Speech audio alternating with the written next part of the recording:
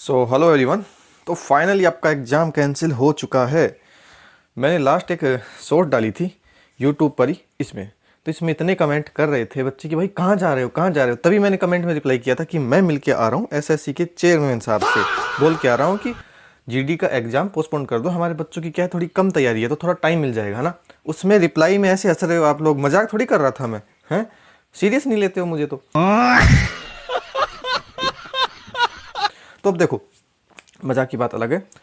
ये है, वीडियोज़ में जाओगे आप, इससे पहले के सॉल्यूशन जितने भी देखने हैं आपको मैथ के देख लेना, ठीक है। पहली बार आए हो तो पता ही होगा, सब्सक्राइब कर लेना है। और कैसा पढ़ाते हैं वो पुराने बच्चों से पूछ लेना आप। और इस संडे हमने टैब पे सॉल्यूशन करवा दिया था, तो क्या हुआ ना कि इतने कमेंट आ रहे हैं कि pen paper pen paper pen paper, है ना। अरे भाई एक बात बताओ, सब डिजिटल पढ़ना चाह रहे हैं, डिजिटल पढ़ा रहे हैं, आप इसी पेन पेपर पर गरीबी में रहना चाहते हो क्या। हमने कुछ ट्राई किया था पर नहीं, चलो ठीक है हम पेन पेपर पे पढ़ा देंगे। ठीक है, अब ज़्यादा बकवास नहीं करते हैं, स्टार्ट कर लेते हैं। 17 फरवरी का SSCGD का मिनी मॉक का सॉल्यूशन करने वाले, रोजगार विद अंकित ऐप का, समझ गए। इसको स्टार्ट कर लेते हैं। देखो इसमें 22 मिनट मिलती हैं, अगर 22 मिनट में हो जाता है तो ठीक है, वरना उसके बाद सबमिट होने के बाद हम उसका सॉल्यूशन करवाएंगे, क्योंकि हम आराम से समझाते हैं और इतने अच्छे से प्यार से समझाएंगे। तो देखो क्वेश्चन नंबर 1 क्या बोला है। एक दुकानदार सामान को अपनी उसी मूल्य पर बेचता है जिस पर वह उसे इन्हें खरीदता था, ठीक है, लेकिन इस ग्राहक को 20% कम मात्रा देता है, तो इस उसका लाभ प्रतिशत पूछा है आपसे। तो देखो क्वेश्चन नंबर 1, इसको करना है रेशियो मेथड से। तो देखो इधर हो जाता है CP मतलब कि कॉस्ट प्राइस, इधर हो जाता है SP मतलब कि सेलिंग प्राइस, क्रय मूल्य और विक्रय मूल्य, इतना तो पता होगा। तो देखो इसने बोला है कि वो जितने पर खरीदता है उतने पर बेचता है। मैंने मान लिया वो 100 रुपये में खरीद के लेके आया किसी वस्तु को, तो क्या उतने में बेच दिया, मतलब कि 100 रुपये में बेच दिया। यहाँ पर तो उसको कोई प्रॉफिट एंड लॉस नहीं हो रहा है। फिर क्या बोला है, लेकिन वह ग्राहक को 20% कम मात्रा में देता है, मतलब कि वो क्या है, बेईमान दुकानदार है। इसको मैंने हमेशा समझाया है कि इसको कैसे लिखना है। वो 20% क्या क्या दे रहा है, कम दे रहा है। तो ग्राहक को तो ऐसे बोला कि मैं तेरे को पूरा दे रहा हूँ, मतलब कि 1000 ग्राम बोल सकते हो या 100 किलो बोल सकते हो, जितना वो लेके आए। तो उसको तो दे रहा है पूरा, उसको दे रहा है पूरा 100 किलो। आप 1000 ग्राम भी मान सकते हो, उसमें कोई कोई प्रॉब्लम नहीं है। फिर उधर से उसका परसेंटेज निकालेंगे, क्योंकि 100 का निकालना आसान होता है, इसलिए मैंने 100 मान लिया। तो देखो ग्राहक को दे रहा है वो पूरा 100 किलो, लेकिन क्या कर रहा है, 20% क्या कर रहा है, वजन कम तोल रहा है। तो जितना कम वजन तोलता है ना, 100 माइनस करना है, मतलब कि उसका परसेंट कितना परसेंट कम तोलता है, वो हमें CP में लिखना होता है, क्रय मूल्य में लिखना होता है, समझ गए। तो कितना वजन कम तोल रहा है, 20% कम, मतलब कि वो 80 तोल रहा है। बस इसको हल करेंगे। देखो ये है पूरा का पूरा रेशियो में, जिधर से कुछ कटता है तो काट देते हैं। देखो ये 100 से 100 कट जाएगा, 20 से काटो, 20 चौक 80 होता है, और 20 से काटोगे तो 5 बार है, मतलब कि CP आ चुका आपके पास 4, सेलिंग प्राइस आ चुका है 5। अब एक चीज़ बताओ, 4 की चीज़ को आप 5 में बेचोगे, कितने का प्रॉफिट कमा लोगे, 1 रुपये का। कितने पर, 4 रुपये पर। और परसेंटेज निकालने के लिए क्या करते हैं, 100 से गुना।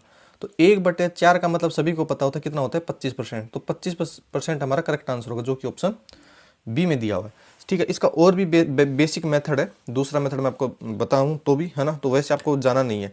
बाकी ये सबसे अच्छा मेथड है जो हमने बताया आपको। क्या करोगे, 2-3 मेथड का ना बता देना चाहिए, पर लेकिन इतना वो बेसिक है, समझ में तो आ जाएगा। पर देखो मैं बोल रहा हूँ इसी करना आपको। देखो क्वेश्चन नंबर 2 क्या बोला है, 38 प्रति किलोग्राम के गेहूं को 26 रुपये प्रति किलोग्राम के साथ किस अनुपात में मिलाया जाए ताकि मिश्रण को 39 प्रति किलोग्राम पर बेचने पर 30% का लाभ हो। ये मिक्सचर एंड एलिगेशन वाला क्वेश्चन। तो देखो कितना है, 38 रुपये प्रति किलोग्राम, तो इधर लिख लो 38 रुपये प्रति किलोग्राम। फिर है एक दूसरा गेहूं जो है 26 रुपये प्रति किलोग्राम, तो इधर हो गया 26। अब बीच में वो वैल्यू आती है जो इनको मिलाने पर, मतलब कि इनका टोटल एवरेज होता है ना, उस हिसाब से। तो देखो मिक्सचर एंड एलिगेशन का आपने पढ़ा होगा टॉपिक, कैसे लिख करते हैं। एक चीज़ देखो यहाँ पे क्या है, इसने इसने भी यहाँ पे खरीदा होगा 38 रुपये प्रति किलो, यहाँ पे भी इसने 26 रुपये प्रति किलो खरीदा होगा। ये क्या है, कॉस्ट प्राइस है, CP है, क्रय मूल्य है, समझ गए। लेकिन इसने देखो लास्ट में बोला है कि मिश्रण को 39 रुपये प्रति किलोग्राम बेचने पर 30% का लाभ हो। वो क्या दे दिया उसने, 39 रुपये क्या दे दिया, वो दे दिया सेलिंग प्राइस। तो यहाँ पे अगर कॉस्ट प्राइस है, यहाँ पे कॉस्ट प्राइस ही होगा, तो बीच में भी जो वैल्यू आएगी वो कॉस्ट प्राइस ही होगी, ध्यान रखनी है छोटी सी चीज़। लेकिन ये है सेलिंग प्राइस, 39 रुपये में बेचने पर 30% का लाभ। इसको कॉस्ट प्राइस में बदलेंगे, मतलब 39 रुपये में बेचा, इस पर क्या हुआ, 30% का लाभ, मतलब ये है 130 की वैल्यू। और जैसे ही आप 100 से गुना करोगे तो आपके पास क्या आ जाएगा, कॉस्ट प्राइस आ जाएगा। बस इसको हल कर लेंगे, 0 से 0, 13 तिया 39, 3 × 10 मतलब कितना आ जाएगा, 30। 30 आ चुका है। ये हमेशा ध्यान रखना, जो बीच वाली वैल्यू होगी इससे यहाँ पे जो वैल्यू होंगी दोनों, उसमें एक तो इससे छोटी होगी और एक इससे, देखो इससे एक छोटी है और इससे एक बड़ी होगी, ध्यान रखना। इसमें हम क्या करते हैं, ऐसे चलते हैं, मतलब कि 38, देखो ये जो लाइन आ रही है ना ऐसे आना है, तो देखो 38 और 30, 38 और 30 का डिफरेंस कितना है 8 का, तो यहाँ पे आ जाएगा 8।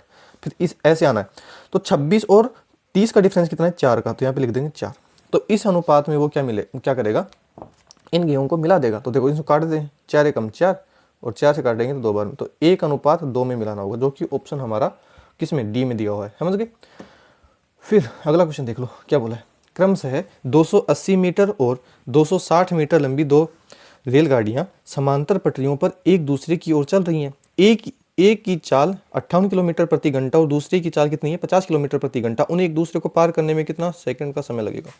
अच्छा, क्वेश्चन नंबर 3 देखो, क्या है, दो ट्रेनें हैं, इसने बोला है कि वो एक दूसरे की ओर चल रही है, मतलब कि एक ट्रेन ऐसे जा रही है, मैंने मान लिया 280 मीटर है, ठीक है, समझिए आराम से, बहुत अच्छे से समझाएंगे। देखो, और एक ट्रेन हो गई विपरीत दिशा में ना, तो कितनी हो जाएगी, ये होगी 260 मीटर लंबी ट्रेन हो गई।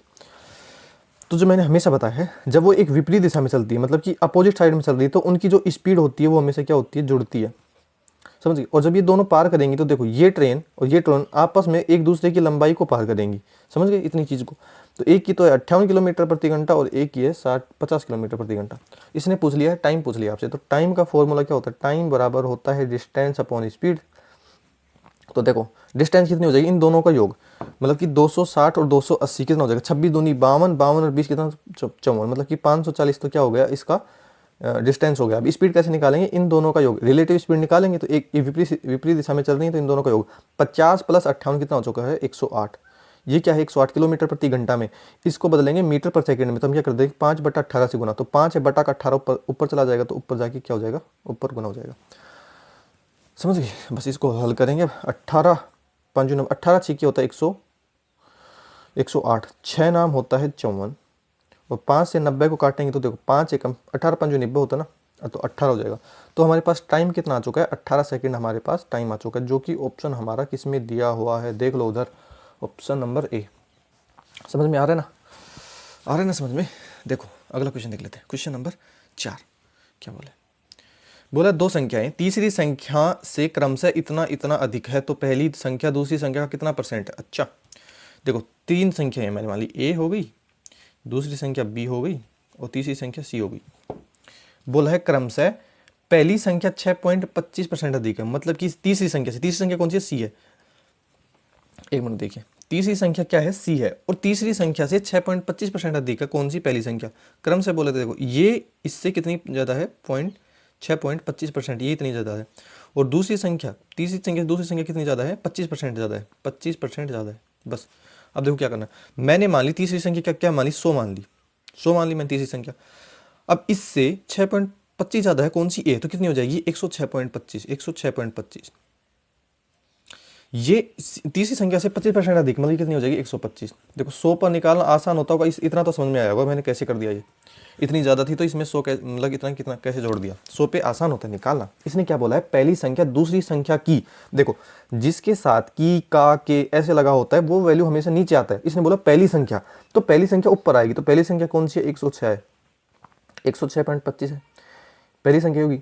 अब दूसरी संख्या कितनी है, 125, इसकी कितनी परसेंट है, परसेंट निकालने के क्या करते हैं 100 से गुना कर देते हैं, बस इसको करेंगे। देखो ये यहाँ से पॉइंट हटेगा तो क्या जाएगा, या इस डायरेक्ट काट सकते हो, ये यहाँ पे पॉइंट हटेगा, 2 जीरो कट जाएंगी, बाकी इतना दिमाग नहीं है। तो देखो इस पॉइंट को जैसे हटाओगे तो इसका क्या जाएगा, 2 जीरो, दो अंक है तो 2 जीरो आ जाएंगे, तो 100 से 100 कट जाएगा। 25 से काटो 5 बार में, 25 से काटो तो 25 चौक होता है 100, और 25 दूनी 50, और 25 पंजू 125, 5 से फिर से काटो, 5 × 40 और 5 × 25 85, तो 85% हमारा करेक्ट आंसर होगा, जो कि ऑप्शन ए में दिया हुआ है, समझ गए। अब देखो क्वेश्चन नंबर 5 क्या बोला है, क्वेश्चन नंबर 5 ने देखिए 44 पाइप 21 घंटे में एक बड़ी पानी की टंकी भर सकते हैं। ऐसे 5 टैंक भरने के लिए 55 पाइपों को कितना घंटा लगेगा। अच्छा देखो कितने पाइप हैं, 44 पाइप हैं, और वो 21 घंटे तक चलेंगे, कितने घंटे तक, 21 घंटे तक चले, 21 घंटे तक चले। तो क्या करा उन्होंने, एक टंकी भर दी, उन्होंने क्या कर दिया, एक टंकी भर दी, तो एक टंकी की मात्रा कितनी हो गई, 44 × 21 इतनी हो चुकी है। अब बोला ऐसे 5 टैंक, मतलब कि क्या है, देखो ये जो आपको दिख रहा है 44 इंटू 21, ये क्या है, एक टंकी की क्या है कैपेसिटी है, इतने लीटर की मान सकते हो। अब ऐसे ही 5 टंकी, पांच टैंक लाने, तो जैसे कि देखो एक की है तो मैं इसको क्या करूंगा, 5 से जैसे गुना कर दूंगा, तो ये हमारी बन गई 5 टंकियों का क्या बन गया, कैपेसिटी हो गई, है ना, 5 टंकियों की हो गई। अब इसको, इस पूरे को भरने में 55 पाइप को कितना टाइम लगेगा, देखो इसको भरने में पूरे कितने पाइप है, 55 पाइप को कितना टाइम लगेगा, 55 से हम भाग कर देंगे, उतना टाइम लग जाएगा। देखो समझ में नहीं आया होगा ये आपको, लेकिन समझने की कोशिश करो। देखो ये तो आपका करेक्ट आंसर हो जाएगा, यहाँ से आप कुछ भी निकालो, जैसे इसको हल करोगे आंसर आ जाएगा। देखो मैं अगर कर भी देता हूँ, 11 से काटेंगे 5 बार में, 11 से काटेंगे 4 बार में, 5 से काटेंगे तो 5 बार में, 21 इंटू 4 कितना होता है, 84, तो 84 घंटे लग जाएंगे। ठीक है, बाकी ऐसे समझने का है नहीं। देखो इसको ऐसे कर सकते हो कि 44 पाइप हैं, 44 पाइप हैं, 21 घंटे तक चले। ठीक है, अब ऐसे ही क्या है 5 पाइप, तो 5 क्या हुआ, 5 टैंक है ना, 5 टैंक है, तो 5 से जैसे गुना कर दोगे तो क्या हो जाएगा, 5 टैंकों की होगी, ये किसके बराबर होगा, इसको भरने में 55 टाइम क्या 55 पाइप हैं जो क्या टी समय लगा देंगे, टी समय। तो इसको यहाँ से हल करोगे तो आपका 84 आएगा, तो ऑप्शन नंबर बी हमारा करेक्ट आंसर हो जाएगा। अगला क्वेश्चन देख लेते हैं। अच्छा, चोर और पुलिस वाला खेल है। देखो क्या बोला है, एक पुलिसकर्मी है ना किसी चोर को 100 मीटर की दूरी पर देखता है और 6 मीटर प्रति सेकंड की चाल से उसका पीछा करना शुरू करता है, जबकि चोर 5 मीटर पर सेकंड की चाल से भागता है। चोर के पकड़े जाने पर उसके द्वारा तय की गई दूरी। अच्छा देखो, चोर और पुलिस वाला खेल आपको पता ही होगा। क्वेश्चन नंबर 6, क्वेश्चन देखो, अगर कोई ऐसा लगता है ना कि यार ये क्वेश्चन मुझे कम आते हैं, ठीक है, या फिर नहीं आते हैं, तो उसकी क्या करना है, यूट्यूब पे वो टॉपिक, जैसे चोर पुलिस का नहीं है तो ये टॉपिक डाल लेना, बोट एंड स्ट्रीम नहीं आता तो वो टॉपिक डाल लेना, उसकी 30-30 मिनट की वीडियो होंगी, 15-20 मिनट की वीडियो होंगी, है ना, वो देखना है आपको डेली, 5-7 दिन देखोगे आपको आ जाएगा। तो देखो चोर और पुलिस के बीच में कितना डिस्टेंस है, 100 मीटर का डिस्टेंस है, समझ गए। तो 6 मीटर प्रति सेकंड की चाल से कौन कर रहा है, पीछा करता है कौन, पुलिस करता है। तो पुलिस की स्पीड देखो, पुलिस की स्पीड कितनी है, 6 मीटर पर सेकंड, और चोर की कितनी है, चोर की है 5 मीटर पर सेकंड। जब पुलिस की स्पीड ज़्यादा होगी तभी तो वो चोर को पकड़ पाएगा, समझ गए। तो ये ध्यान रखना, चोर जो पुलिस की स्पीड होती है वो चोर की स्पीड से हमेशा ज़्यादा मिलेगी आपको। तो इसने क्या पूछा है, पहले हम निकालेंगे टाइम। टाइम क्या होता है, टाइम बराबर होता है डिस्टेंस अपॉन स्पीड। डिस्टेंस इनके बीच में कितनी है, 100 मीटर, 100 मीटर की क्या डिस्टेंस है, इसकी क्या निकालेंगे हम, रिलेटिव स्पीड। देखो ये पुलिस ऐसे भागेगा, चोर भी ऐसे भागेगा, जब तो इसको पीछे से पकड़ेंगे तो इसकी देखो रिलेटिव स्पीड कितनी आ जाएगी, जब एक दिशा में चलते हैं तो क्या हो जाती है, स्पीड माइनस हो जाती है, तो 6 माइनस 5 कितनी, 1 मीटर पर सेकंड, तो 1 हो जाएगी। तो इसको चोर को पकड़ने में पुलिस को कितना टाइम लगा, 100 सेकंड का टाइम लग गया।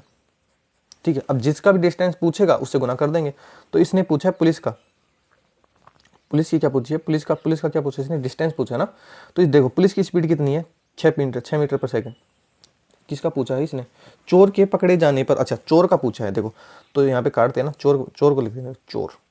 तो चोर को देखो, चोर की स्पीड कितनी है, 5 मीटर पर सेकंड, और वो कितनी देर भागा है, 100 सेकंड भागा है। जैसे 100 से गुना कर दोगे तो देखो मीटर, ये क्या है, ये क्या है मीटर पर सेकंड, और ये क्या है 100 सेकंड। तो डिस्टेंस हो जाएगी, डिस्टेंस बराबर मीटर, डिस्टेंस बराबर क्या, स्पीड इनटू टाइम, तो कितना हो जाएगा इसका 500 मीटर। तो 500 मीटर चोर ने क्या करेगा, डिस्टेंस तय की होगी। ठीक है, तो ऑप्शन नंबर हमारा एक करेक्ट आंसर हो जाएगा।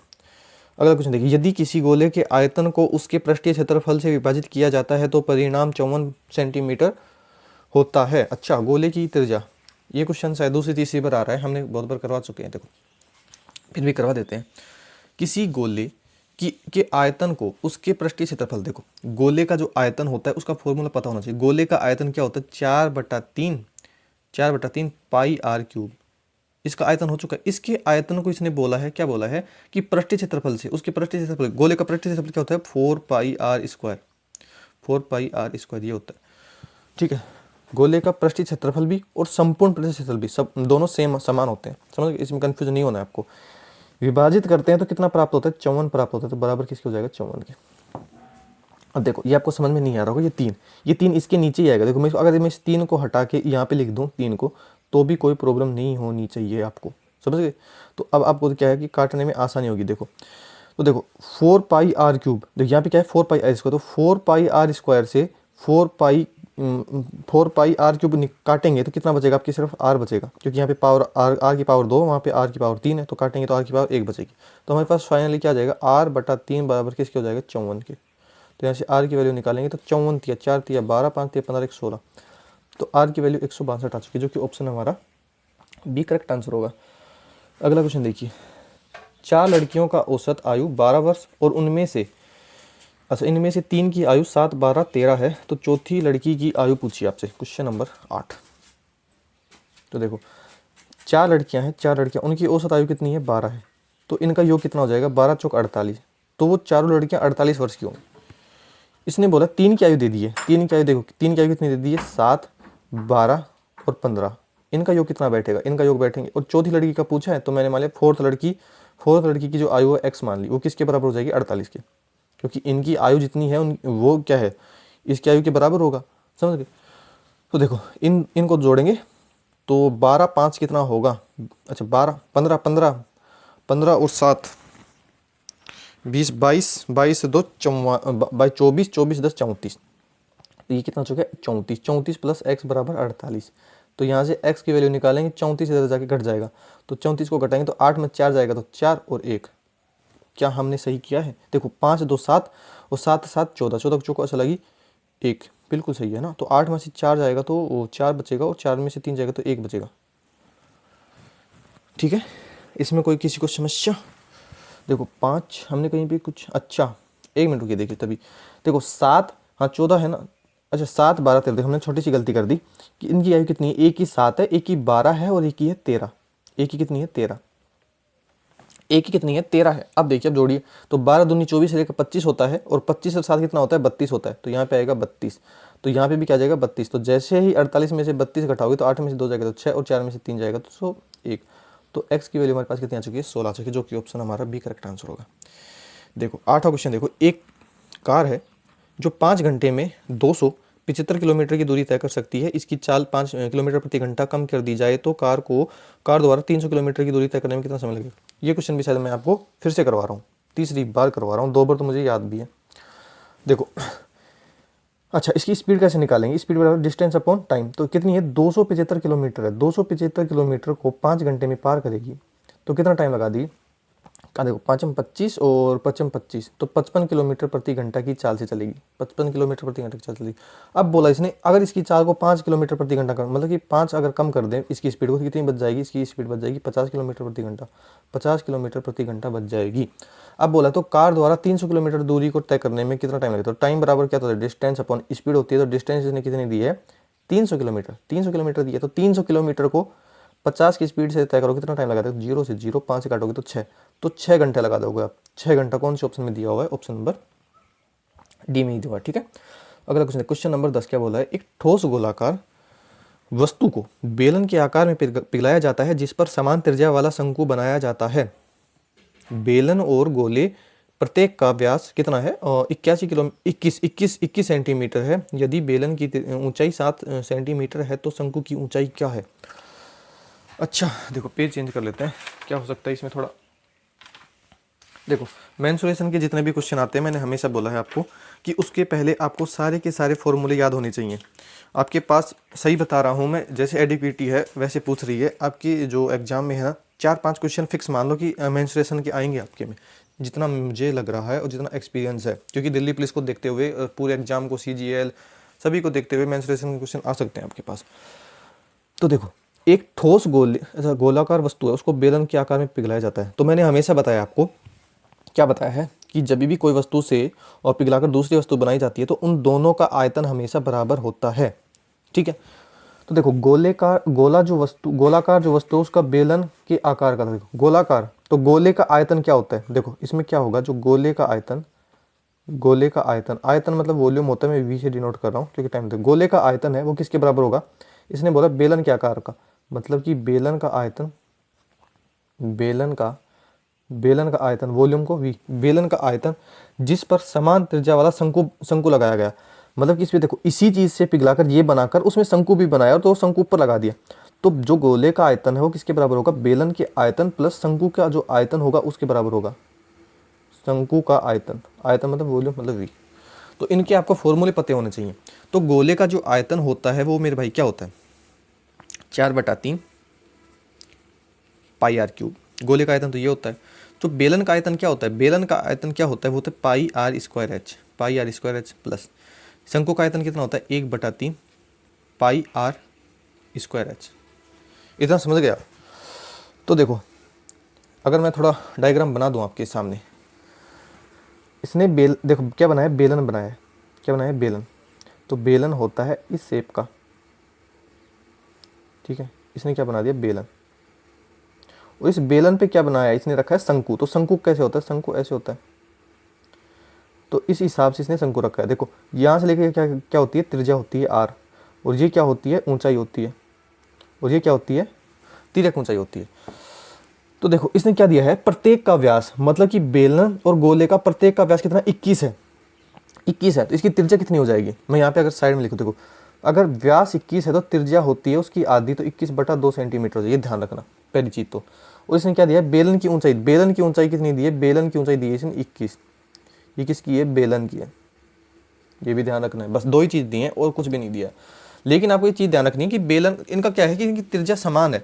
मतलब कि जो गोले की जो त्रिज्या है, गोले की जो त्रिज्या है वो बेलन की त्रिज्या के बराबर है। जब बेलन की जितनी त्रिज्या होगी उतनी शंकु की होगी। क्यों? क्योंकि देखो बेलन की अगर त्रिज्या यहाँ पे इतनी है तो शंकु इसी पे तो है, शंकु की भी क्या होगी? त्रिज्या इतनी होगी। समझ गए? अब देखो इसको थोड़ा हल कर लेते हैं। या तो आप इसमें इसका आर और एच का मान रख लो, लेकिन अभी नहीं रखने की जरूरत। देखो क्या करेंगे, 4/3 पाई आर क्यूब बराबर किसके होगा? देखो इसमें पाई दिख रहा है, आर स्क्वायर दिख रहा है, पाई आर स्क्वायर। मैं इसमें पाई आर स्क्वायर कॉमन ले लूँ। देखो पाई आर स्क्वायर मैंने कॉमन ले लिया, तो अंदर क्या बचेगा? यहाँ पे तो बचेगा एच सिर्फ, इधर क्या बचेगा? 1/3 और एच, मतलब कि एच/3, एच/3 ये बचेगा। तो देखो थोड़ा सही कर लें इसको, दिख रहा है ना आपको? ठीक है। देखो तो क्या बचेगा इसमें, यहाँ पे देख लेते हैं। देखो यहाँ पे काटेंगे पाई से पाई, आर स्क्वायर से काटेंगे तो सिर्फ एक आर बचेगा। तो यहाँ पे क्या बचा हमारे पास? फाइनली बचा 4/3, 4/3 आर बचा हमारे पास। इधर क्या बचेगा? देखो 3 को एच से गुना करेंगे प्लस एच, तो 4h। 4h बराबर कितना हो जाएगा? 3 हो जाएगा। समझ गए? तो यहाँ से देखो काटते हैं, 3 से 3 कट जाएगा, 4 से 4 कट जाएगा। मतलब कि आर है वो किसके बराबर होगा? एच। मतलब कि जो ऊंचाई हमारे पास क्या दी होगा? ऊंचाई मतलब 21 दी है। तो क्या क्या होगा? आर की वैल्यू, देखो एच की वैल्यू कितनी है? 21, तो 21 सेंटीमीटर। तो हमारे पास त्रिज्या कितनी हो जाएगी? 21 सेंटीमीटर हो जाएगी। किसकी? इसने क्या पूछा है? शंकु की ऊंचाई। अच्छा त्रिज्या तो हमें दे रखी थी ना, दे रखी थी। हमें ऊंचाई पूछा है, शंकु की ऊंचाई पूछा है। तो एच किसके बराबर हो जाएगा? यहाँ पे जो एच है, एच कितना हो जाएगा? यहाँ पे एच कितना हो जाएगा? 21 सेंटीमीटर हो जाएगा। समझिए? इसकी ऊंचाई और इसकी ऊंचाई अलग होगी। अगर मैं इसको H1 मान लूँ, इसको H2 मान लूँ, तो इसकी ऊंचाई अलग होगी। देखो यहाँ पे 1 और 2 भी मान सकते हो, ठीक है। तो ऐसे भी कर सकते हो।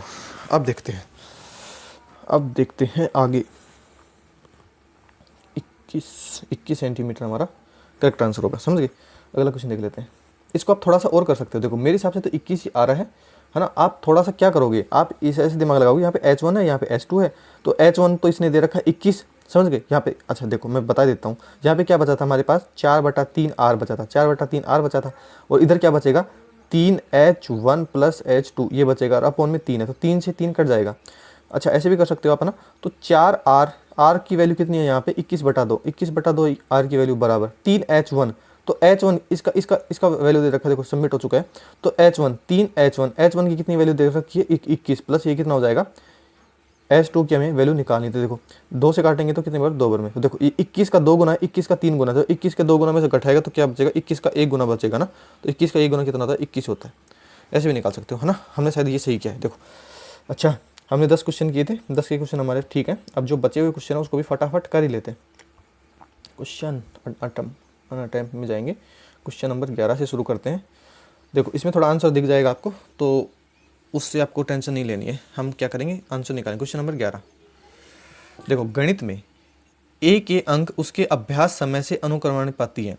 अच्छा मतलब कि अभ्यास मतलब कि वो जितना पढ़ता है उतने ज़्यादा नंबर बन जाते हैं उसके, जितना ज़्यादा पढ़ेगा उतने ज़्यादा नंबर आएंगे। मतलब 6 घंटे के अभ्यास में ए को 70 अंक मिलते हैं, तो 90 अंक प्राप्त करने के लिए अच्छा तो उसको कितना समय लगेगा?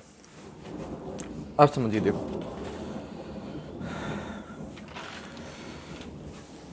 क्या है, 6 घंटे का अभ्यास में उसको कितने अंक मिले? 70 अंक मिले। मतलब कि जब वह क्या करेगा? 6 घंटे पढ़ेगा। जब वह 6 घंटे पढ़ेगा तो उसको कितने नंबर मिलेंगे? 70 नंबर मिलेंगे। तो 1 घंटे में कितना मिल जाएगा? 1 घंटे में कितने नंबर मिले? 70/6 मिले। इसने कितने का पूछा है? 90 अंक। 90 अंक मतलब कि 90 अंक हैं, वो प्राप्त करने के लिए उसे कितना अभ्यास करना पड़ेगा? तो देखो तो 90 अंक प्राप्त करने हैं। अच्छा तो हम क्या कर देंगे, 90 से गुना। अच्छा देखो, इसको डायरेक्ट ऐसे कर लो ना, जैसे 70 अंक है, 70 अंक देखो इसको भूल जाओ थोड़ी सी देर, ऐसे भी हो सकता है, लेकिन हमने उल्टा चल दिया। तो जो अंक पूछे ना, तो जिस अंक का पूछे ना, तो अंक की साइड से चलते हैं। तो 70 देखो, यहाँ पे देखो 70 अंक प्राप्त करने के लिए कितना टाइम लगा, 6 घंटा लगा उसको। तो एक अंक प्राप्त करने के लिए कितना टाइम लगा होगा, 6/70, इतना टाइम लगा होगा।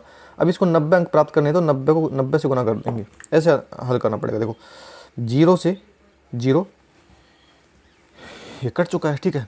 तो 7 नाम कितना होता है, 6 नाम 54 होगा, तो 54/7 उसको घंटे लग जाएंगे। इसको ज़्यादा हल देखो, ऑप्शन देख लेते हैं। अच्छा पॉइंट में दे रखा है, देखो 7 कितना होता है, 49 होता है, 49 हो चुका है। तो यहाँ पे कितना बच जाएगा, 6 बच जाएगा, और 5 बच जाएगा, तो 0 पॉइंट लगेगा। 7 7 हमारा कौन सा ऑप्शन नंबर हमारा सी में है। क्वेश्चन नंबर 12 देख लेते हैं, क्या बोला है। 2016 के रेफ्रिजरेटर की कीमत में 5% की वृद्धि हुई। Question number 12। अच्छा 2016, और फिर क्या बोला, 2017 में 5% की कमी हो गई। तो 2017 का अंत में इतना रुपया था, तो 2016 की शुरुआत में बता दो अब कितना रुपया था। 5% की फ्रैक्शन वैल्यू कितनी होती है मेरे भाई, 1/20 होती है। यहाँ पे हो जाएगा 2016, और ये हो गया 2017। इसने क्या बोला, 2016 की शुरुआत में 5% की वृद्धि, 5 मतलब कि अगर शुरू में 20 रुपये था, तो उसकी वैल्यू अब कितनी बढ़ गई, कितनी होगी, 21 होगी। फिर बोला 2017 में क्या होगा, 5% की कमी, मतलब अगर 2017 में 20 रुपये वैल्यू थी उसकी, तो एक घट गई है, 19 हो चुकी है। यहाँ से हम निकालेंगे, 20 को 20 से गुना करोगे तो कितना हो जाएगा, 400। 19 देखो करने की जरूरत भी नहीं है, गुना करने की जरूरत भी नहीं है, मैं यहाँ पे डायरेक्ट लिख दूँ 21 × 19। ये 2017, देखो ये जो यहाँ पे आई है, ये 2016 का शुरुआत का आया है वैल्यू, और ये जो आया है ये अंत का है, 2017 के लास्ट में इतनी हुई है इसकी वैल्यू। इसने दिए क्या, इसने बोला है 2017 के अंत में इतनी कीमत थी, कितनी कीमत थी, इसने दिया है 47,880, इतनी दी हुई है। तो ये किसकी वैल्यू आई है, ये है 21 × 19 की, ये 21 × 19 की वैल्यू है। इसने पूछा 2016 की शुरुआत में, तो 2016 की शुरुआत में कितनी थी, 400 थी, तो हम इसको 400 से गुना कर दें। समझ गए। अब देखो इसको काट लेते हैं, 19 से काट लें, देखो 19 से काटेंगे तो 19 दूनी होता है 38, 38 हो चुका है। कितना हो जाएगा यहाँ पे, 2 और 9, तो 19 × 5 = 95 होता है, और 3 बचेगा, तो 19 दूनी 38 हो चुका है। 19 से काट चुका। अब 21 से काट लें, देखो 7 से काट लो पहले, 7 या 21 होता है, 7 × 5 = 35 होगा, 35 होगा, और कितना बच जाएगा, 3। देखो 7 × 5 = 35 होगा, और 3 बच जाएगा, तो 7 × 5 = 35, ये 7 से तो कट ही नहीं रहा है। कहीं पे गलती नहीं कर दी हमने।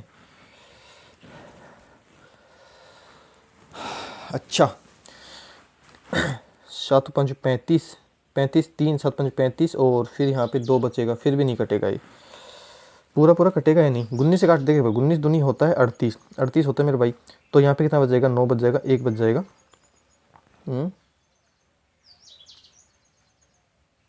हाँ 9 बचेगा, यहाँ पे 8 बचेगा। तो 19 × 5 कितना होता है, 95 होता है, 95 होता है। यहाँ पे कितना बचेगा, 3 बच जाएगा, और 19 दूनी कितना होता है, 38 होता है। 19 दूनी कितना होता है, 38 होता है, यहाँ पे 0 आ जाएगा। अच्छा हमारे पास कितना आ जाएगा, ये 55 20 आएगा। देखो हमने गलत काट दिया था। अब 21 ऐसा 7 से काटे थे, तो 7 या कितना बार कटा था, 21 3 बार कटा था, तो 7 7 49 होगा, 49 होगा यहाँ पे, और 6 बच जाएगा। और फिर यहाँ पे कितना आ जाएगा, 6 और 7 9 63। देखो तो 47, मैं फिर से हल कर रहा हूँ। देखो काम दिमाग कभी कभी नहीं करता है। ये किसकी वैल्यू है, 21 × 19, इसको पहले गुना कर देते। 19 दूनी कितना होगा, 38 होगा, 3, और 19 दूनी 19 से कम, देखो 19 से कम कितना होगा, 19 1, 19 दूनी 38 1 39। ये कितनी किसकी वैल्यू, 399 की वैल्यू, 399 की वैल्यू गुना कर देंगे किससे, 400 से। अगर मैं देखूं, अगर यहाँ पे मैं 399 की जगह मैं सिर्फ इसमें 1 जोड़ के अगर मैं इसको 400 मान लूँ, तो 400 से 400 की जगह कट जाएगा। अगर यहाँ पे मैंने क्या है, वैल्यू बढ़ाई है, क्या की है मैंने, वैल्यू बढ़ाई है, तो जो हमारा आंसर आएगा वो फिर बढ़ा हुआ आएगा। तो 47,880 से थोड़ा सा बड़ा आएगा हमारे, कितना कौन से ऑप्शन में, 48,000। ठीक है, 48 हमारा सी ऑप्शन करेक्ट होगा। बाकी आप इसको काट सकते हो तो काट भी सकते हो। देखो 47,800 जो 80 है, इसमें मैं क्या करूँगा, 399 का भाग दूंगा, तो देखो कितनी बार जाएगा, 4 बार जाएगा। तो 4 नाम 36 होता है 3 बार, और 4 नाम देखो 9 चौक 36 होता है, 3 हो गया, 9 चौक 36, 36 से 3 कितना होगा, 36 से 3 39, 39 3 हो जाएगा, और 4 तिया 12, 12 12 3 15 हो जाएगा। 4 तिया 12। देखो इसको आप हल कर लेना है, ठीक है, मेरा दिमाग अभी काम नहीं कर रहा है, लेकिन मैं जितना हिसाब से मैं इतना करता भी नहीं, मुझे दिख गया था यहाँ पे, क्या दिख गया था कि इसको मैं 400 ही मान लेता हूँ ना, ये बिल्कुल 400 कट जाएगा, इसका थोड़ा सा बड़ा आएगा आंसर। 47,800 से कौन सा है, 48,000 करेक्ट आंसर हो जाएगा, समझ गए। बाकी इसको कर लेना आप। एक क्वेश्चन मैं आपको छोड़ता हूँ, अब देख लेते हैं क्वेश्चन नंबर 13। क्या बोला, एंटनी और जूली साथ मिलकर किसी फर्श की सजावट को 15 दिन में। क्वेश्चन नंबर ये है मेरे भाई 13।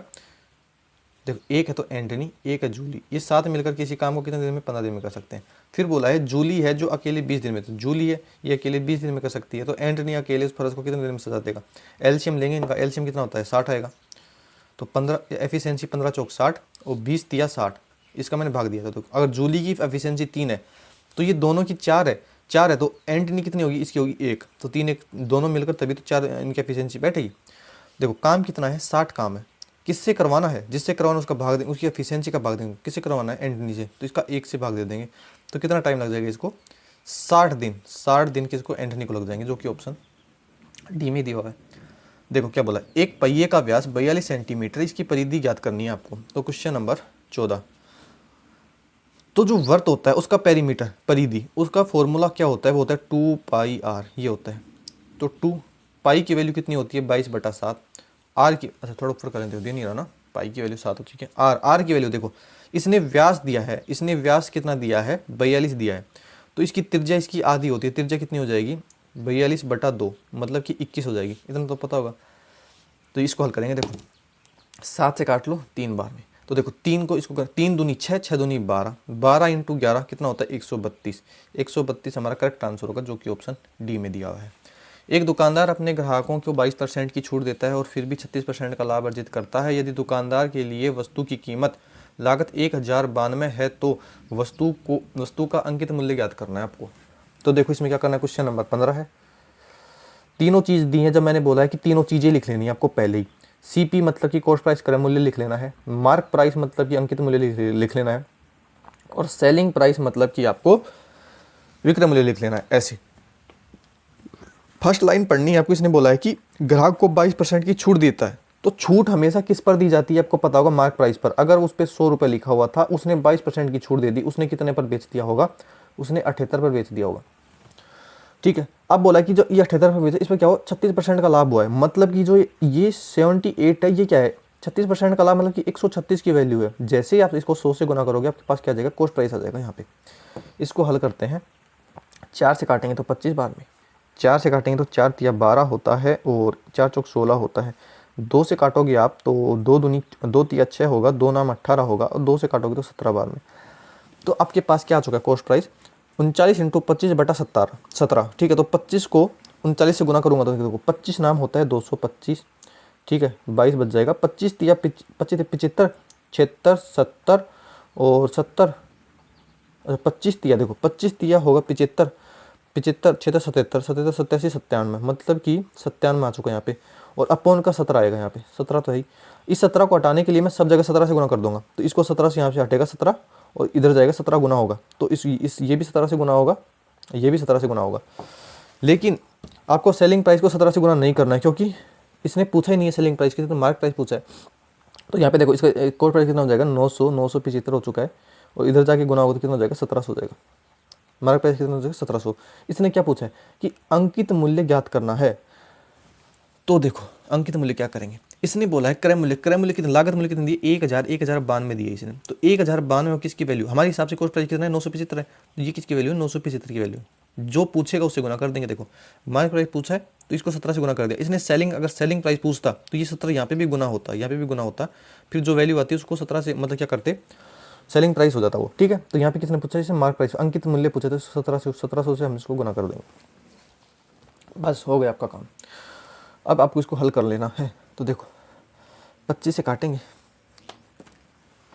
तो देखो 25 से काट लो, 25, अच्छा पेन नहीं चल रहा है हमारा, 25 से काटो, देखो 25 दिया होता है 75 हो चुका है। यहाँ पे कितना बच जाएगा, और 2 बच जाएगा, 2 बच जाएगा, और 25 नाम होगा 225, तो हमारे पास 39 बार कट चुका है, ठीक है।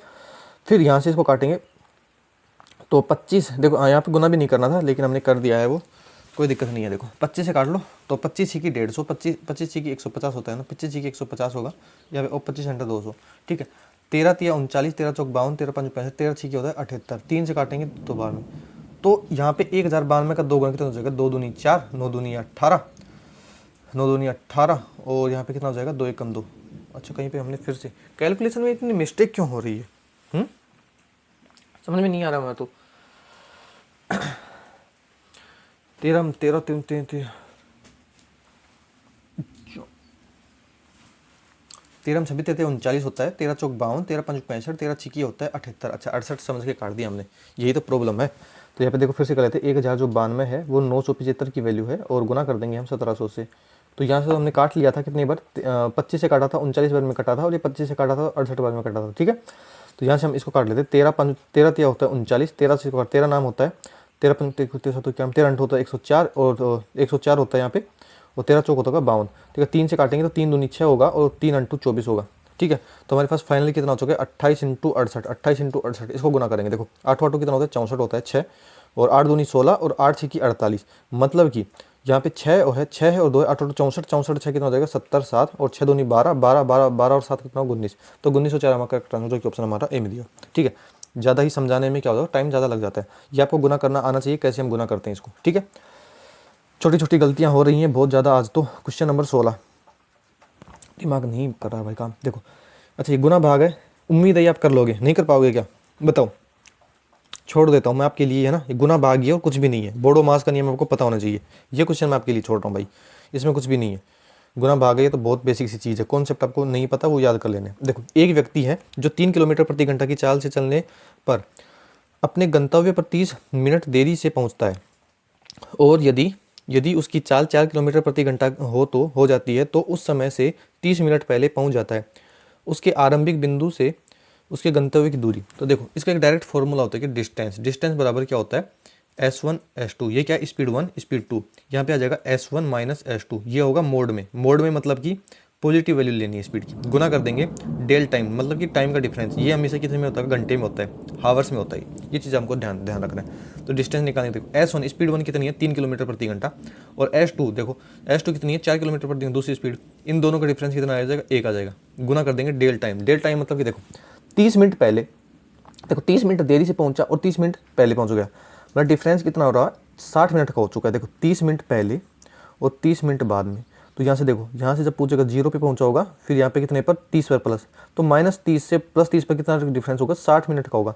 जब पहले और बाद बोले तो आप ये पहले ही सोच लेना, पहले और बाद में हमेशा वैल्यू जुड़ती है, और सेम बोले ना पहले तो घट जाता है उसका टाइम। तो 60 मिनट लग चुकी है, यहाँ पे क्या बोले इसने हमेशा घंटे में होता है, तो इसको 60 से भाग कर देंगे तो क्या हो जाएगा घंटा बन जाएगा। देखो 60 से 60 कट चुका है, तो 3 चौक 12, तो उसकी डिस्टेंस कितनी है 12 किलोमीटर की उसकी डिस्टेंस है। ये फॉर्मूला आपको हमेशा कॉन्सेप्ट ही ध्यान रखना है। तो 12 कौन से ऑप्शन में दिया हुआ मेरे भाई, नीचे भी दिया हुआ किसने, अच्छा नीचे तो अलग लेवल से कर रखा है भाई, है ना, अलग लेवल का बंदा था वो, ये नहीं समझ में आएगा आपको, है ना। अमेरिका क्या कहता था सुना है ना, वो अलग ही लेवल का बंदा था, क्या क्या मीम बन जाते हैं। देखो क्वेश्चन नंबर 18 क्या बोला, यदि मूलधन एक वर्ष चक्रवृद्धि ब्याज कितना है 350 है, दूसरे वर्ष का क्या है 420 है, तो उसने पूछा है ब्याज कितना होगा, ब्याज दर।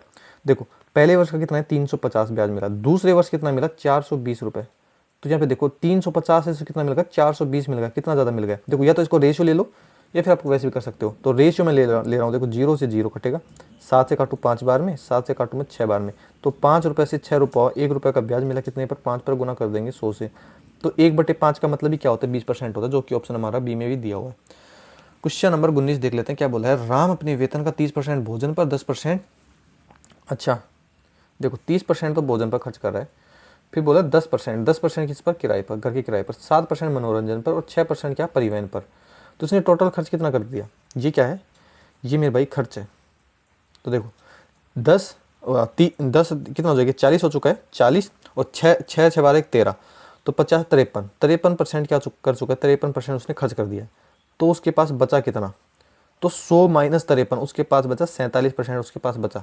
इसने बोला कि बचत कितनी है 1880 इसके पास क्या है बचा है, हमारे हिसाब से कितना बचा है 47% बचा है, हमारे हिसाब से 47% ही बचा है, तो 47 हो जाएगा।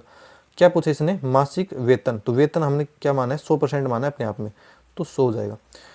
इसको हल कर लेते हैं, ये किस 7 चौक 28 का 4 गुना है, तो 4 इंटू 40 इंटू 100 कितना हो जाएगा 4000 हमारा करेक्ट आंसर हो, जो कि ऑप्शन किसी में तो दिया होगा 3 में दिया हुआ है। लास्ट और फाइनल क्वेश्चन देखो क्या बोला है, वह छोटी से छोटी संख्या ज्ञात करनी है जो 54 321 में जोड़े और जाने पर क्या हो जाएगी 6 से विभाज्य हो जाए।